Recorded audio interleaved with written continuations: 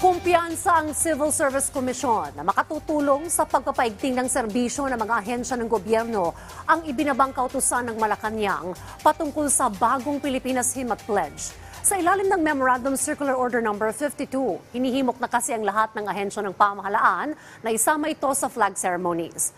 Ayon kay CSC Chair Carlo Nograles, saklaw naman ng kapangyarihan ng Presidente ang magbaba ng ganitong direktiba at maganda rin naman ang mensahe ng naturang pledge at hymn. Samantala, hindi tutol si Senate President Francis Chis Escudero na ipasambit o ipaawit ang bagong Pilipinas Hymn at Pledge sa Senado. Pero nilinaw niya na ang memorandum para sa executive branch ng pamahalaan pati na mga GOCC bilang independent branch ng gobyerno ang Senado, gayon din ang Kamara at Korte Suprema.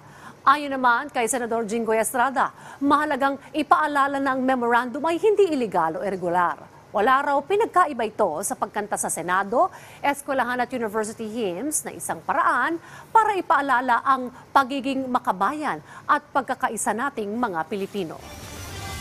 Binasa ko naman po yung lyrics and the words in the hymn and doon sa panata, sa pledge, no?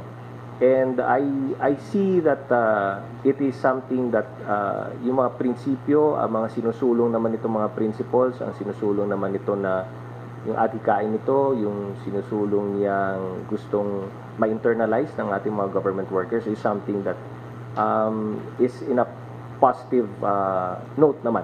It is something that makakatulong sa pagserbisyo ng ating mga government employees. Importante rin para sa ating mga government workers to know what the direction of the administration is. Lalong-lalo na po na meron tayong Philippine Development Plan.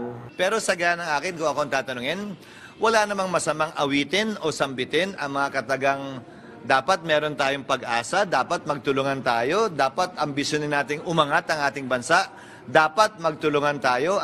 Wala naman ako nakikitang masama doon.